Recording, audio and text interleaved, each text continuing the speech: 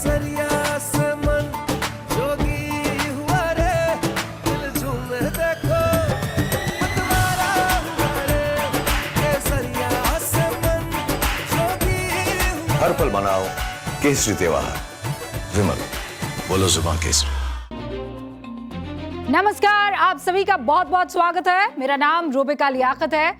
इस वक्त आप देख रहे हैं न्यूज की पाठशाला और पाठशाला की वीकेंड वाली एक्स्ट्रा क्लास।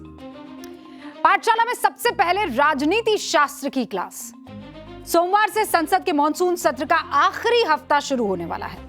13 अगस्त तक चलने वाले मॉनसून सत्र में सरकार की कोशिश है कि आखिरी 4 दिन में वो अपने सबसे अहम महिला आरक्षण और परिसीमन बिल को चर्चा करवाकर सर्वसम्मति से पास करवा ले।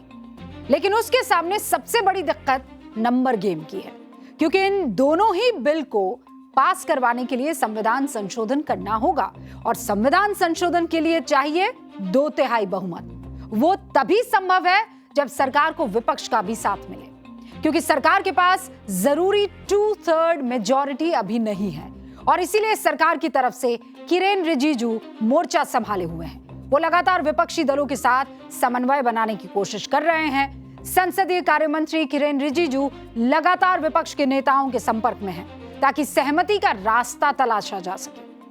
अंदर की खबर यह है कि डीएमके परिसीमन पर सरकार के साथ तभी आएगी जब सरकार एफसीआरए पर अपना कदम पीछे खींच ले, यानी किसको किसके साथ किन शर्तों पर आना है और किन शर्तों पर किनारा करना है, इसे लेकर लुटियंस की फिजाओं का सियासी पारा 7वें आसमान पर है। डिटेल्स इस पाठ में।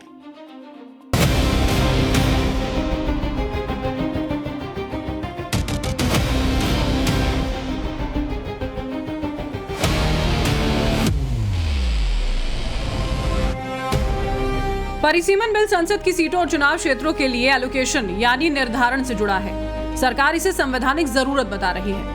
विपक्ष का आरोप है कि सरकार सीटों के परिसीमन में अपने वोट बैंक के हिसाब से बंटवारा करेगी, जबकि दक्षिणी राज्यों का कहना है कि इस नई व्यवस्था से उनकी राजनीतिक हिस्सेदारी घट सकती है। बस इसी ट्रायंगल में परिसीमन बिल फंसा हुआ है और परिसीमन के बिना महिला आरक्षण बिल का रास्ता भी नहीं निकल पा रहा। हालांकि महिला और परिसीमन बिल पर सरकार का स्टैंड एकदम साफ है। डिलिमिटेशन, वुमेन रिजर्वेशन बहुत महत्वपूर्ण मुद्दे हैं।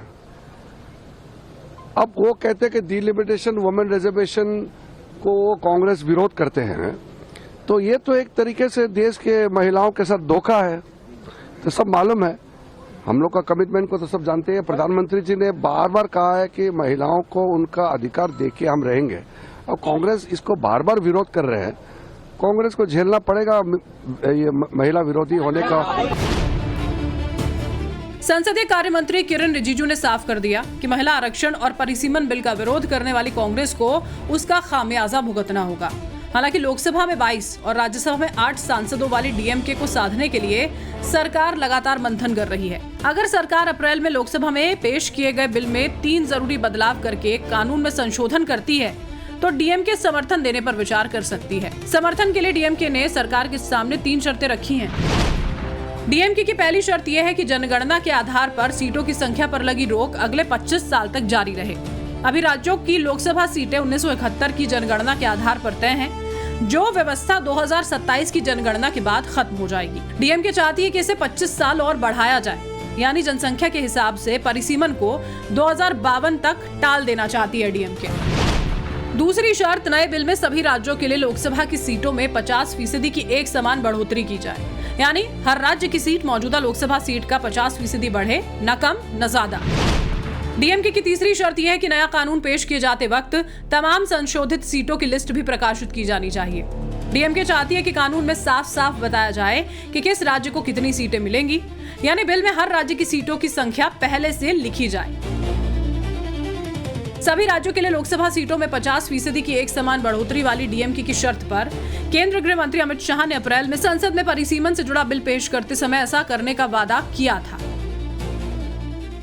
परिसीमन आयोग का एक नियम है कि हर कॉन्स्टिट्यूएंसी में जाकर पब्लिक हियरिंग देना होता है। तो 543 कॉन्स्टिट्यूएंसी का पब्लिक हियरिंग 26 के मध्य से लेकर 29 तक हो नहीं सकता और 27 तक जनगणना के आंकड़े नहीं आ सकते।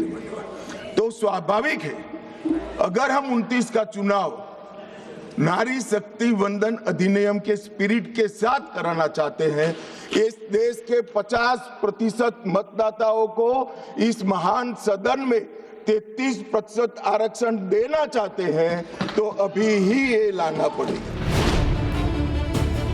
यानी डीएमके की तीनों शर्तों पर सरकार लगभग तैयार है, कहीं कोई दिक्कत नहीं है। तो सवाल यह है कि दिक्कत है क्या? दिक्कत है एफसीआरए। इन तमाम शर्तों के अलावा अंदर की खबर यह है कि डीएमके लगातार एफसीआरए बिल के संशोधन का विरोध कर रही है। डीएमके किसी भी हाल में एफसीआरए कानून को पास कराने को तैयार नहीं है। इसे लेकर दिल्ली में जबरदस्त प्रेशर पॉलिटिक्स देखी जा रही है। डीएमके परिसीमन बिल पर समर्थन के लिए केंद्र सरकार पर एफसीआरए बिल को टालने का दबाव बना रही है। यानी डीएमके चाहती है कि सरकार विदेशी फंडिंग को लेकर लाए जा रहे अपने एफसीआरए संशोधन बिल को या तो फिलहाल टाल दे या फिर उसे जेपीसी में भेज दे। ऐसी सूरत में वो परिसीमन पर सरकार के साथ जाने पर विचार कर सकती है। यानी डीएमके ने गेंद सरकार के पाले में डाल दी है। अगर सरकार परिसीमन बिल पर समर्थन चाहती है तो फिर उसे एफसीआरए संशोधन पर समझौता करना होगा। एफसीआरए हम आपको आगे बताएंगे, पहले आपको परिसीमन बिल का पूरा गुणागणित समझाते हैं। परिसीमन का मतलब निर्वाचन क्षेत्रों की सीमाओं का दोबारा से निर्धारण करना। इसका मकसद ये सुनिश्चित करना होता है कि अलग अलग क्षेत्रों की आबादी के हिसाब से सांसद और विधायक चुने जाएं। भारतीय संविधान के अनुच्छेद 82 के तहत हर जनगणना के बाद संसद कानून बनाकर परिसीमन करा सकती है। हालांकि लंबे समय से लोकसभा सीटों के एलोकेशन पर रोक लगी हुई थी, जो 2026 के बाद होने वाली पहली जनगणना के आधार पर खत्म होगी। ये सिर्फ चुनावी सीमाओं का मामला नहीं है, बल्कि संसद में राज्यों की हिस्सेदारी से जुड़ा विषय भी है। अगर जनसंख्या के आधार पर लोकसभा सीटें दोबारा बांटी जाती हैं, यानी कि सीटों का रीडिस्ट्रीब्यूशन होता है, तो ज्यादा आबादी वाले राज्यों की सीटें बढ़ सकती हैं। वहीं कम आबादी वाले राज्यों की हिस्सेदारी कम हो सकती है और इसी वजह से इसे हाल के सालों के सबसे महत्वपूर्ण राजनीतिक सुधारों में गिना जा रहा है। और दक्षिण भारत के राज्यों की सबसे बड़ी टेंशन भी यही है, क्योंकि अगर जनसंख्या के आधार पर सीटों का बंटवारा हुआ तो दिल्ली की सियासत में दक्षिण भारत के राज्यों का दबदबा कम हो जाएगा।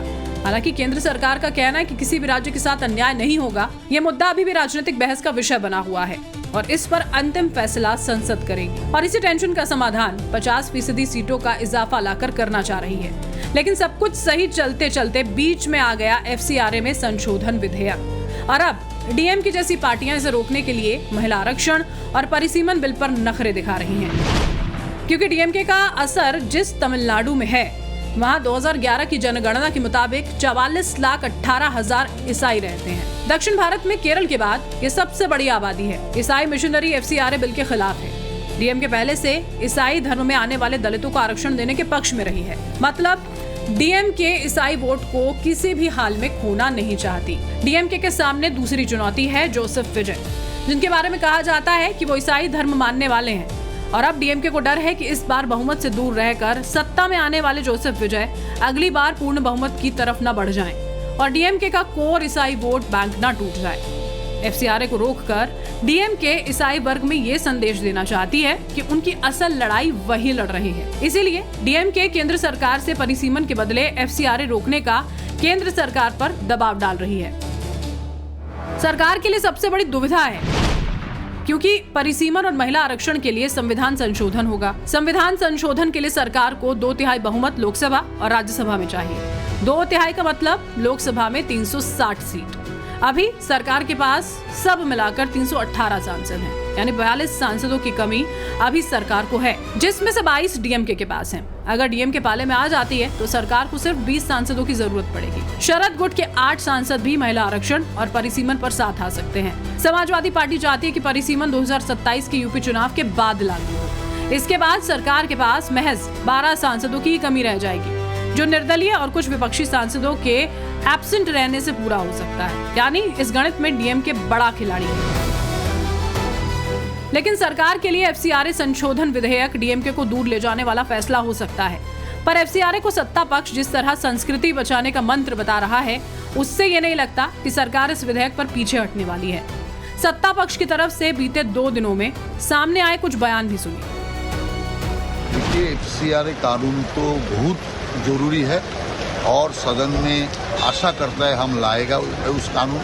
कारण फॉरेन फंड जिस ढंग से आ रहा है वो यहीं पर जो उग्रवादी लोग हैं उसको प्रोत्साहन दे रहा है। इसीलिए सिर्फ बंगाल के लिए नहीं, पूरा देश के लिए एक खतरनाक चीज बन गया। इसीलिए इस विषय पे सदन का सारे लोगों को सोचना चाहिए। हमारे सभी बिल राष्ट्र के हित में होता है। ये मोदी सरकार कोई भी बिल हो, चाहे सामाजिक हो और अर्थनैतिक हो, तो उसी तरीके से हमने सब बिल लाया है और सब बिल को बहुत सोच समझ के लाया जाता है। इसीलिए आपने देखा हमारा मैक्सिमम बिल ही सिलेक्ट कमेटी में नहीं गए, वो सीधा यहाँ से पास होके जा रहे हैं। तो स्वाभाविक तौर पर बहुत सोच समझ के माननीय प्रधानमंत्री जी उस दिशा में कदम रखते हैं जो जनता के हित में और देश के हित में। कोई भी कानून है समय समय पर उसमें चेंज की आवश्यकता पड़ती है। लगा कि इस एक्ट के कारण और भी धर्मांतरण की चीजें बढ़ती हैं, देश तोड़ने वाली साजिशें जो है उस माध्यम से जो है यहाँ पैसा भेजने का प्रयास करती हैं। एक ही एड्रेस जो एड्रेस जो है पता नहीं चला, उसमें जो है 20,000 करोड़ रुपए आए और उसका सारा काम जो है केवल धर्मांतरण था। तो इस सारे चीजों पर जो है भारत में भारत के लोगों का अधिकार है, बाहर के लोगों का अधिकार नहीं है। कोई विदेशी तो यदि एक्टिव होते हैं तो ये गलत है। और इसलिए जो अखबारों में पढ़ा है मैंने, मिजोरम के चीफ मिनिस्टर का जो बयान है, ये FCRA बिल जो है ये पास होना जरूरी है। और इस देश में जितने पॉलिटिकल पार्टी है उनको विदेशी ताकतों से अलग हटकर देश के कानून को बनाने का प्रयास करना चाहिए और उसमें सहयोग करना चाहिए। सत्ता पक्ष के सांसद FCRA को सीधा धर्मांतरण गैंग से जोड़ रहे हैं और देश में बड़े पैमाने पर हिंदू धर्म के खिलाफ साजिश की वजह विदेश से चंदे के नाम पर आने वाले धंधे को बता रहे हैं। एक हकीकत ये भी है, भारत में आंकड़ों के हिसाब से सिर्फ ईसाई आबादी सिर्फ और सिर्फ 2.3% है। लेकिन कई संगठन ये दावा करते हैं कि ईसाई धर्म अपना लेने वाले करोड़ों परिवार खुद को ऑफिशियल गणना में हिंदू बताते हैं, क्योंकि जो दलित, आदिवासी या OBC परिवार ईसाई धर्म अपनाता है, अगर वो कागज पर ये दर्ज करवा देगा तो उसका आरक्षण का लाभ बंद हो जाएगा। अब इस डर से कोई धर्म परिवर्तन की बात मानता नहीं। भारत में राष्ट्रीय स्वयंसेवक संघ जैसे संगठन, वनवासी कल्याण परिषद जैसा मंच बनाकर सामाजिक तौर पर धर्म परिवर्तन को रोकने के लिए लगातार काम भी कर रहे हैं। लेकिन जमीन पर काम करने वाले इन संगठनों के कई लोगों का कहना है कि ईसाई मिशनरीज पैसों के दम पर धर्म परिवर्तन को बढ़ावा देते हैं। कई बार इसी वजह से झड़प और हंगामे की खबर कई आदिवासी इलाकों से सामने आती रही है। मतलब FCRA में सख्ती सरकार को कई दक्षिणपंथी संगठन धर्मांतरण के खिलाफ उठाए जाने वाला फैसला मानता है। सरकार के विदेश मंत्रालय ने साफ कर दिया कि FCRA पर क्या फैसला होगा ये देश की संसद तय करेगी। जहाँ तक विधायी मामले का सवाल है और भारत के अपने विधायी मामलों का सवाल है, ये हमारी अंदरूनी खुद का मामला है जिस पे हमारी संसद उस पर निर्णय लेती है। मैं आपको यह भी बताना चाहता हूँ कि दुनिया में कई एक ऐसे राष्ट्र हैं, देश हैं, जिसमें अमेरिका भी शामिल है, जो विदेशी कोष को, विदेशी फंड्स को विनियमित करते हैं।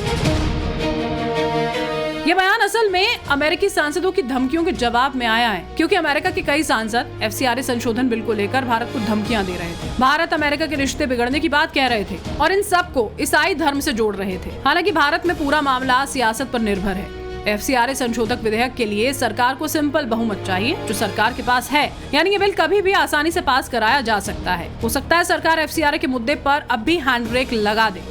परिसीमन और महिला विधेयक के मुद्दे पर DMK का साथ लेकर गाड़ी को टॉप गियर में पहुंचा दे। बाकी FCRA की कहानी सरकार कभी भी लिख सकती है और इसीलिए मॉनसून सत्र का अगला हफ्ता सियासत के कई रंग और पैतरों की गवाही बनने वाला है। आगे आगे देखिए होता है क्या। पाठशाला में अब उस समुद्र मंथन का चैप्टर जो देश के एनर्जी सेक्टर में सबसे बड़ा अमृत साबित हो सकता है। अब तक आपने पुराणों में देवता और राक्षसों के बीच हुए समुद्र मंथन के बारे में सुना होगा या पढ़ा होगा, जिसमें से 14 रत्न प्रकट हुए थे और अंत में अमृत की प्राप्ति हुई थी। अब हजारों सालों बाद भारत एक और समुद्र मंथन करने जा रहा है। फर्क सिर्फ इतना है कि इस बार मंथन होगा एनर्जी के लिए, ऊर्जा के लिए। भारत के समुद्री इलाकों के बेसिन में करीब 60 नए कुओं की ड्रिलिंग की जाएगी। यानी समंदर की गहराई में उतरकर खोजा जाएगा वो खजाना जो देश की एनर्जी सिक्योरिटी की तस्वीर बदल सकता है और आत्मनिर्भर भारत को बना सकता है।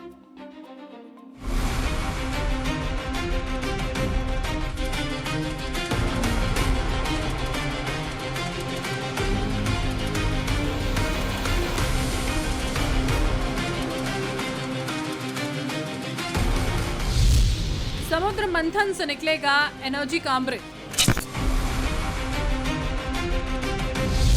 समंदर की गहराई में छिपा है कच्चे तेल का भंडार। तेल संकट से सबक समुद्र मंथन का संकल्प।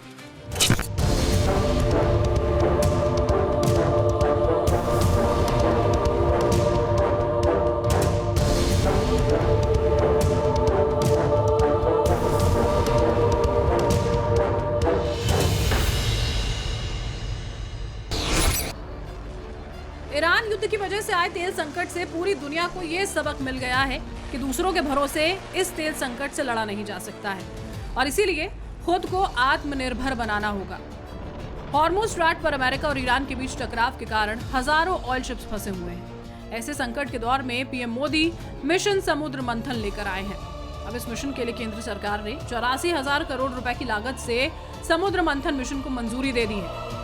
पीएम मोदी की अध्यक्षता में केंद्र कैबिनेट ने पेट्रोलियम मिनिस्ट्री की समुद्र मंथन स्कीम को मंजूरी दी है और इसकी कुछ जरूरी बातें आप जान लीजिए। ये देश का अब तक का सबसे बड़ा नेशनल ऑफशोर एक्सप्लोरेशन प्रोजेक्ट यानी कि समुद्र और गहरे पानी के इलाकों में कच्चे तेल और गैस ढूंढने की योजना है। भारत के तट से लगे करीब 10 लाख वर्ग किलोमीटर के एक्सक्लूसिव इकोनॉमी जोन यानी EEZ में ये एक्सप्लोरेशन हो सकेगा। इसमें तेल के कुल 60 कुएं तैयार किए जाएंगे। एक कुआं तैयार करने में करीब 1200 से 1400 करोड़ रुपए की लागत आएगी। 1192 से 1431 करोड़ रुपए तक। इसमें 50% खर्चा सरकार उठाएगी और बाकी खर्च सरकार के साथ मिलकर इस प्रोजेक्ट पर काम करने वाली कंपनियां उठाएंगी। मार्च 2031 तक प्रोजेक्ट के पहले फेज में 84,084 करोड़ रुपए खर्च होंगे। तेल और गैस ढूंढने से लेकर प्रोडक्शन शुरू होने तक करीब 5 से 10 साल का वक्त लगेगा। सरकार का कहना है कि देश में तेल और गैस के जो पुराने कुएं हैं उनमें उत्पादन हर साल लगभग 6% कम हो रहा है और इसीलिए नए कुओं की खोज करना जरूरी है ताकि उत्पादन बढ़ाया जा सके। प्रोजेक्ट समुद्र मंथन के सफल होने से भारत का कच्चे तेल का इंपोर्ट बिल करीब 1 लाख करोड़ रुपए तक घटाया जा सकता है। धन के मामले में भारत दूसरे देशों के बजाय अपने समुद्रों पर भरोसा कर सके। हालांकि इस मिशन की घोषणा पीएम मोदी ने पिछले 15 अगस्त को लाल किले से की थी। देश को विकसित बनाने के लिए हम अब समुद्र मंथन की तरफ भी जा रहे हैं। हमारे समुद्र के मंथन को आगे बढ़ाते हुए हम समुद्र के भीतर के तेल के भंडार, गैस के भंडार, उसको खोजने की दिशा में एक मिशन मोड में काम करना चाहते हैं और इसलिए भारत ने national deep water exploration mission शुरू करने जा रहा है। ये ऊर्जा इंडिपेंडेंट बनने के लिए ये हमारी महत्वपूर्ण घोषणा है। अब सवाल यह है कि जब भारत के पास तेल के भंडार की संभावना थी तो ये कोशिश पहले क्यों नहीं की गई? पहले आपको ये तस्वीर देखनी चाहिए जिन इलाकों में समुद्र मंथन के तहत तेल के 60 नए कुएं तैयार किए जाएंगे। भारत के समुद्री इलाकों में जो लाल रंग का इलाका है, जैसे अरब सागर की तरफ, Kutch basin, Saurashtra basin, Mumbai offshore, Konkan Kerala basin, इसके अलावा बंगाल की खाड़ी में Kaveri basin, Krishna Godavari basin, Mahanadi basin, इसके अलावा हिंद महासागर के उत्तर पूर्वी हिस्से में अंडमान बेसिन मौजूद है। इनमें से ज्यादातर हिस्सों पर सुरक्षा कारणों के कारण बैन लगा हुआ था, यानी कि तेल निकालने की परमिशन ही नहीं थी। लेकिन 2026 में पीएम मोदी ने यह निर्णय लिया कि देश में मौजूद तेल भंडार को खोजा जाए और इसका उत्पादन बढ़ाया जाए। वैसे समुद्र के नीचे छिपे तेल को ढूंढना अंधेरे में खजाना तलाशने जैसा है, क्योंकि वहां ना कोई निशान होता है ना कोई नक्शा। ऐसा भी नहीं है कि समंदर की गहराई में कोई बोर्ड लगा है कि यहाँ पर तेल उपलब्ध है और इसीलिए इस मिशन को पूरा करने में एडवांस तकनीक ही नहीं बल्कि किस्मत और वर्षों की मेहनत का होना भी बहुत जरूरी है। आज आपको समुद्र में तेल ढूंढकर निकालने के पूरे प्रोसेस को भी देखना चाहिए। सबसे पहले समुद्र में विशेष सेस्मिक सर्वे जहाज भेजे जाते हैं। ये जहाज कई किलोमीटर लंबी केबल समुद्र में छोड़ते हैं। इन केबल से जुड़े एयर गन सिस्टम पानी के अंदर बहुत शक्तिशाली साउंड वेव्स यानी कि ध्वनि तरंगे छोड़ते हैं और ये साउंड वेव्स समुद्र की तलहटी और चट्टानों से टकराकर वापस लौटती है। और इसी की मदद से समुद्र के नीचे का 3D नक्शा तैयार किया जाता है। इसी नक्शे से वैज्ञानिक अंदाजा लगाते हैं कि किन जगहों पर तेल या फिर प्राकृतिक गैस के भंडार हो सकते हैं और इसके बाद एक्सप्लोरेशन वेल खोदा जाता है। इसके लिए बड़े बड़े ड्रिल शिप्स और सेमी सबमर्सिबल रिग जैसी मशीनों का इस्तेमाल किया जाता है। इसमें पाइप के जरिए समुद्र की गहराई से तरल पदार्थों के सैंपल निकाले जाते हैं। इन सैंपल्स की लैब में जांच कर तेल और गैस की मौजूदगी को कंफर्म किया जाता है। इसके बाद तेल के कुएं बनाने के लिए बड़े बड़े ऑफशोर प्रोडक्शन प्लेटफॉर्म्स बनाए जाते हैं और फिर प्रोडक्शन ट्यूबिंग के जरिए तेल और गैस को ऊपर लाया जाता है। प्लेटफॉर्म पर तेल, गैस और पानी को अलग अलग किया जाता है और इसके बाद मोटी समुद्री पाइपलाइंस के जरिए तेल और गैस को तट पर स्थित रिफाइनरी या फिर प्रोसेसिंग प्लांट तक पहुंचाया जाता है। आज आपको ये भी जानना चाहिए कि समुद्र की गहराई में आखिर ये तेल और गैस आते कहां से। करोड़ों साल पहले समुद्र में रहने वाले छोटे बड़े जीव, पौधे और जैविक पदार्थों के अवशेष समुद्र की तलहटी में जमा होते गए। समय के साथ इनके ऊपर मिट्टी और चट्टानों की परतें जमती गई। लाखों करोड़ों वर्षों तक धरती के अंदर मौजूद गर्मी और भारी दबाव ने इन अवशेषों को रासायनिक रूप में बदल दिया। पहले ये कोरोजन में बदले और फिर धीरे धीरे हाइड्रोकार्बन बन गए। यही हाइड्रोकार्बन आगे चलकर कच्चे तेल और प्राकृतिक गैस में बदलते हैं। ये तेल और गैस चट्टानों की परतों में फंसकर जमा होते चले गए और इनका एक भंडार बन गया, जिन्हें अब मिशन समुद्र मंथन से खोज कर निकाले जाने की तैयारी है। ये मिशन समुद्र मंथन योजना सिर्फ तेल निकालने का जरिया भर नहीं, बल्कि भारत को एक आर्थिक महाशक्ति बनाने की दिशा में उठाया गया एक बहुत ही दूरदर्शी और ठोस कदम है। बजट का बहुत बड़ा हिस्सा ये पेट्रोल, डीजल, गैस इन सबको लाने के लिए खर्च होता था। लाखों करोड़ रुपए चले जाते थे। अगर हम ऊर्जा में डिपेंडेंट न होते तो वो धन मेरे देश के नौजवानों के भविष्य के लिए काम आता। वो धन मेरे देश के गरीबों को गरीबी के खिलाफ लड़ाई लड़ने में काम आता। खोज का अभियान चल रहा है। आज आपका ये जानना भी बेहद जरूरी है कि आखिर पीएम मोदी को ये बात लाल किले से क्यों बतानी पड़ी। आत्मनिर्भर बनने की दिशा में आंकड़े बताते हैं कि भारत अपनी कुल कच्चा तेल की जरूरत का लगभग 85% हिस्सा विदेशों से आयात करता है। इसके लिए सालाना $144 बिलियन यानी करीब 13 लाख करोड़ खर्च होते हैं। जरूरत का सिर्फ 12% तेल भारत खुद प्रोड्यूस करता है। इसमें से 47% प्रोडक्शन ऑनशोर यानी कि जमीन और 53% ऑफशोर यानी कि समुद्र में बने तेल के कुएं से होता है। Petroleum planning and analysis cell PPAC के मुताबिक 2025-26 में भारत ने कुल 28 मिलियन मेट्रिक टन MMT कच्चे तेल का प्रोडक्शन किया। सरकार का कहना है कि समुद्र मंथन स्कीम कामयाब हुई तो भारत का सालाना घरेलू तेल गैस प्रोडक्शन 62 MMTOE से बढ़कर 80 MMTOE हो जाएगा। देश में तेल और गैस के total reserve 6 crore MMTOE tonne बढ़ जाएगा। दरअसल MMTOE एनर्जी प्रोडक्शन मापने की एक यूनिट है। एक MMTOE का मतलब होता है 10 लाख मीट्रिक टन कच्चा तेल जलाने से निकलने वाली टोटल एनर्जी। यानी हम अपनी ऊर्जा जरूरतों के लिए पूरी तरह से दूसरे देशों, खासकर खाड़ी के मुल्कों पर निर्भर हैं। जब भी अंतर्राष्ट्रीय बाजार में कच्चे तेल के दाम बढ़ते हैं, देश में पेट्रोल डीजल के भाव बढ़ जाते हैं और इसका सीधा सीधा असर आम आदमी की जेब और देश के खजाने पर भारी घाटे के रूप में पड़ता है। यही वजह है कि भारत का ये नया समुद्र मंथन सिर्फ तेल और गैस की खोज का अभियान नहीं है, बल्कि ये ऊर्जा सुरक्षा की लड़ाई है, विदेशी निर्भरता घटाने की कोशिश है और आत्मनिर्भर भारत की तलाश है। अगर इस बार समंदर की गहराइयों से तेल और गैस का अमृत निकल आया तो भारत को अपनी ऊर्जा जरूरतों के लिए खाड़ी देशों की तरफ कम और समंदर की तरफ ज्यादा देखना होगा।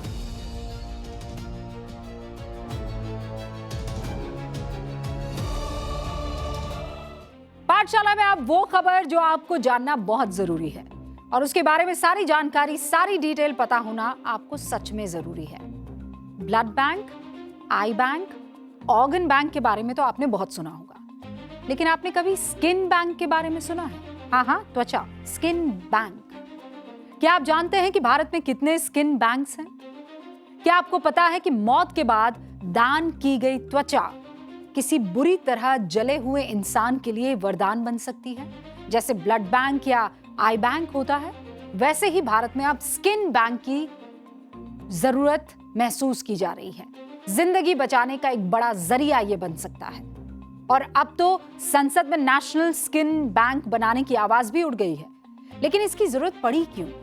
भारत में हर साल करीब 70 लाख लोग बर्न इंजरी यानी आग या एसिड से झुलसने के शिकार हो जाते हैं। बर्न के बाद होने वाले इन्फेक्शन से त्वचा को बचाने के लिए नई स्किन की जरूरत पड़ती है और यही स्किन बैंक से मिलेगी, जिसे किसी मृत शरीर से लिया जा सकता है। लेकिन स्किन डोनेशन के बारे में भारत में जागरूकता अभी भी नहीं है और है भी तो बहुत कम। आखिर स्किन डोनेशन की प्रक्रिया क्या है, भारत में इसके नियम क्या है और ये कैसे किसी मरते हुए मरीज को नई जिंदगी दे सकता है, आप इस रिपोर्ट में जानेंगे। देखिए अगला पार्ट।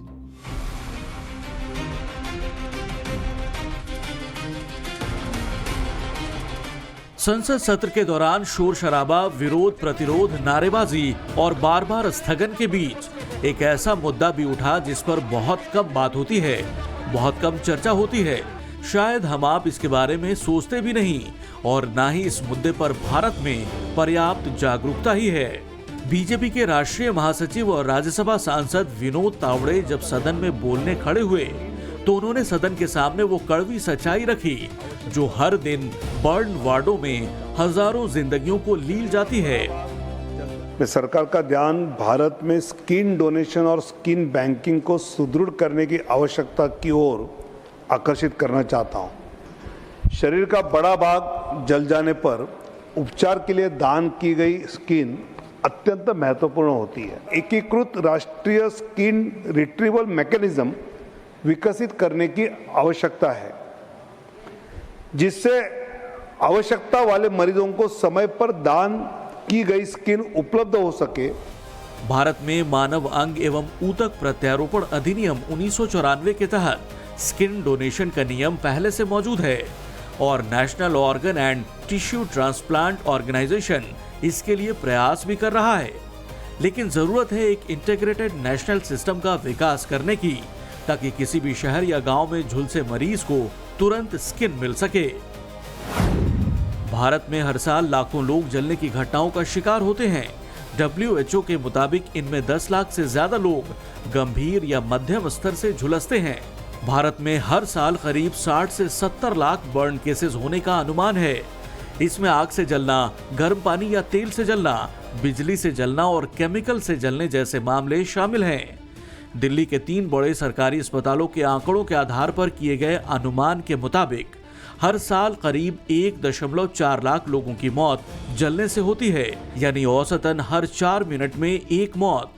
बर्न विक्टिम्स में 80% महिलाएं और मासूम बच्चे हैं। इसके अलावा 70% मरीज 15 से 35 साल की उम्र के होते हैं।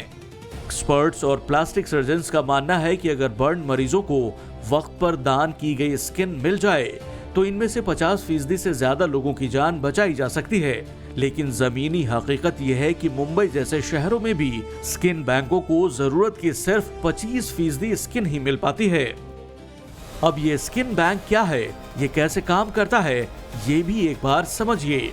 स्किन बैंक एक ऐसी जगह है जहां डेड स्किन या मृत त्वचा को बेस्ट कंडीशन में सुरक्षित तरीके से रखा जाता है और इसका इस्तेमाल बर्न विक्टिम्स के इलाज के लिए किया जाता है। यही काम आता है स्किन डोनेशन, जो मौत के बाद किसी की जिंदगी बचाने का तरीका बन जाता है। कोई भी शख्स सबसे पहले अपनी इच्छा से ये डोनेशन कर सकता है। इसके लिए नोटो का फॉर्म 7 भरा जाता है, जिसमें परिवार के किसी व्यक्ति को कानूनी तौर पर अधिकार दिया जाता है जो स्किन डोनेट करने वाले व्यक्ति की मृत्यु के बाद सहमति देता है। 18 साल से लेकर 85-90 साल तक का कोई भी मृत व्यक्ति स्किन डोनेट कर सकता है। स्किन बैंक की टीम अस्पताल या जरूरत पड़ने पर घर तक पहुंच सकती है। स्किन डोनेशन के लिए समय बहुत जरूरी होता है। मौत के करीब 5 घंटे के अंदर ये प्रोसेस होता है। इसके बाद डोनर का HIV, हेपेटाइटिस B और C STD का टेस्ट करने के लिए ब्लड सैंपल लिया जाता है। जब सारे टेस्ट नेगेटिव आते हैं तभी डोनर की स्किन का डोनेशन प्रोसेस शुरू किया जाता है। इस डोनेट की गई स्किन को 5 साल तक स्टोर किया जा सकता है। डोनेट की गई त्वचा का इस्तेमाल गंभीर रूप से जले हुए मरीजों के इलाज में होता है। ऐसे मरीजों में डोनेटेड स्किन एक तरह की बायोलॉजिकल ड्रेसिंग की तरह काम कर सकती है। घाव को ढकने, संक्रमण के खतरे को कम करने और मरीज को इलाज के दौरान बचाने में मदद करती है, जब तक मरीज का शरीर खुद नई त्वचा नहीं बना लेता। देश भर के डॉक्टर्स भी इस बारे में लोगों को जागरूक करने की कोशिश कर रहे हैं।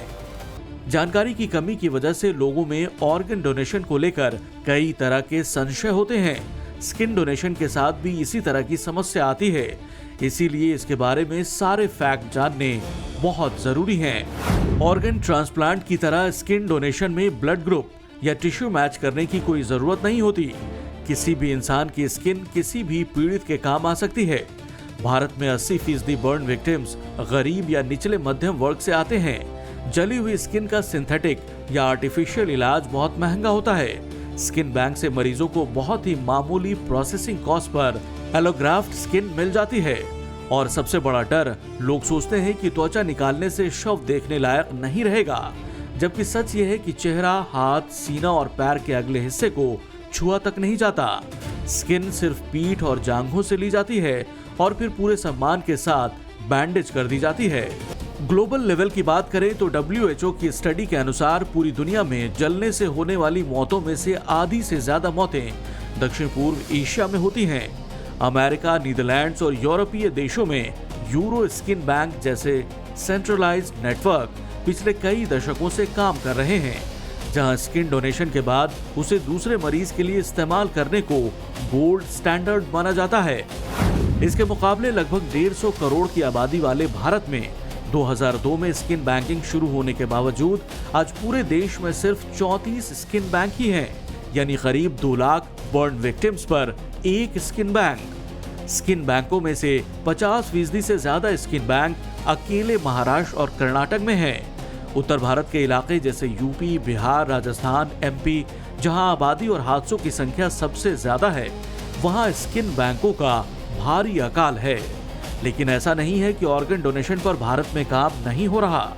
साल 2005 में देश में पहली बार एक ही साल के भीतर 20,138 अंगों का ट्रांसप्लांट किया गया।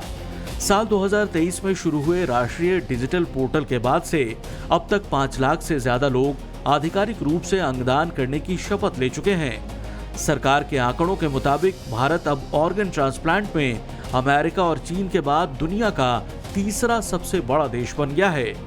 देश में ऑर्गन डोनेशन और ट्रांसप्लांट का एक मजबूत नेटवर्क तैयार किया जा रहा है, जो 31 राज्यों और केंद्र शासित प्रदेशों तक पहुंच गया है। लेकिन इन सब के बावजूद अभी भी बहुत काम करना बाकी है, खासतौर पर जागरूकता के पैमाने पर। मृत्यु के बाद हमारा ये नश्वर शरीर या तो राख बन जाता है या मिट्टी में विलीन हो जाता है, लेकिन वही शरीर अगर जाते जाते किसी जलते हुए तड़पते इंसान के लिए काम आ जाए, किसी की ढाल बन जाए, तो उससे बड़ा पुण्य और इस राष्ट्र के लिए उससे बड़ी सेवा कोई नहीं हो सकती। Bureau report, times now, Navbharat. और अब जरा दुश्मनों को चेताने वाली खबर।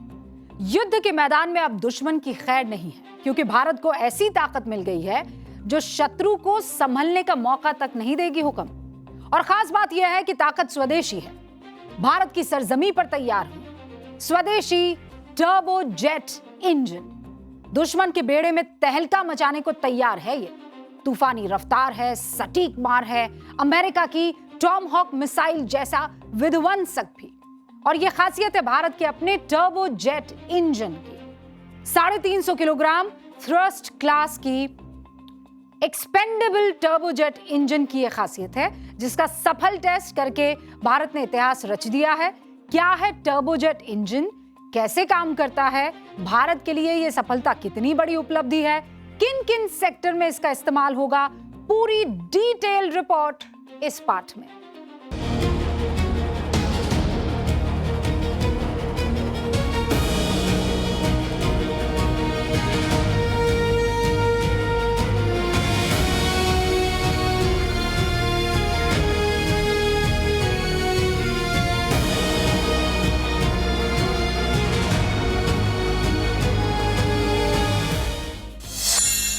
नहीं चलेगी अमेरिका की ब्लैकमेलिंग। रूस के इंजन का भी अब इंतजार नहीं, फ्रांस की तकनीक की जरूरत नहीं।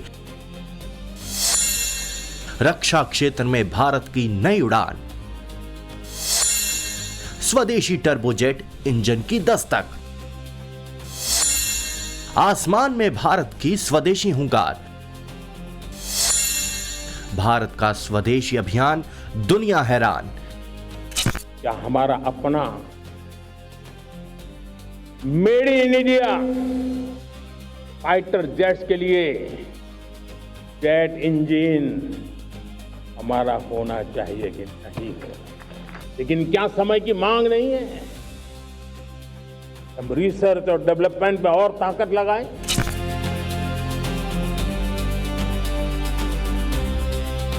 एक राष्ट्र के लिए आत्मसम्मान की सबसे बड़ी कसौटी आज भी उसकी आत्मनिर्भरता है। जो दूसरों पर ज्यादा निर्भर रहता है उसकी आजादी पर उतना ही बड़ा प्रश्न चिन्ह लग जाता है। और दुर्भाग्य तो तब बन जाता है जब निर्भरता की आदत लग जाए, पता ही ना चले हम कब आत्मनिर्भरता छोड़ रहे हैं और कब किसी के निर्भर हो जाते हैं। ये आदत खतरे से खाली नहीं है। रक्षा क्षेत्र में भारत बुलंदियों को छू रहा है। अब एक से बढ़कर एक नए घातक हथियार भारत के बेड़े में शामिल हो रहे हैं, वो भी स्वदेशी तकनीक से बने।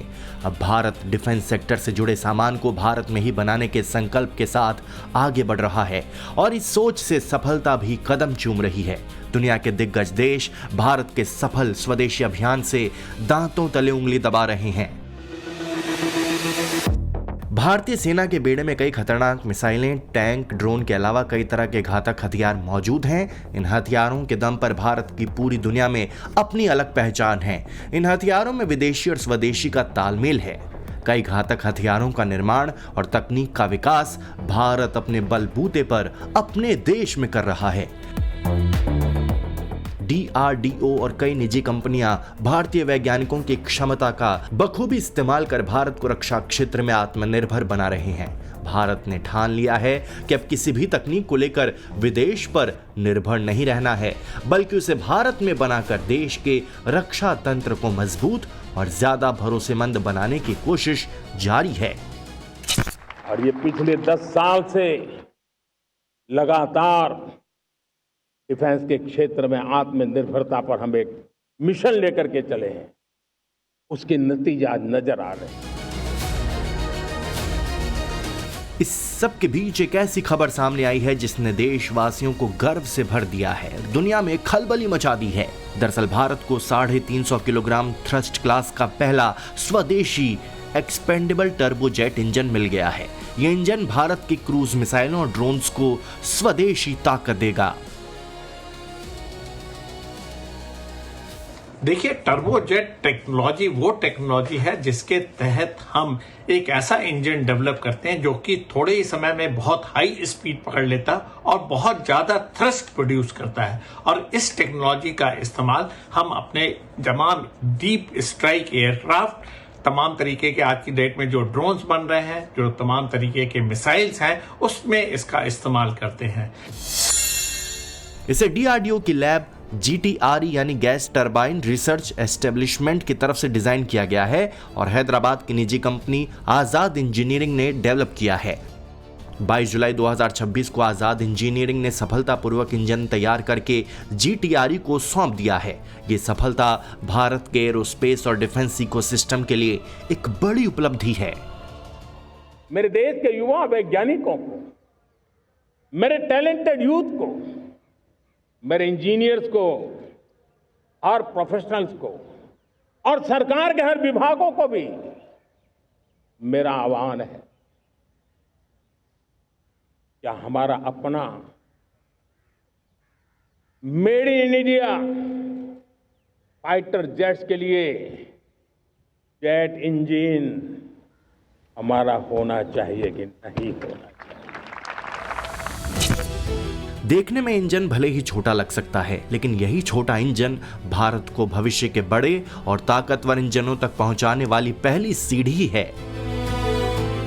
ईरान का चर्चित शाहिद ड्रोन हो या रूस का घातक माना जाने वाला गेरान ड्रोन, इस नए स्वदेशी महा इंजन के सामने अब ये बौने नजर आएंगे।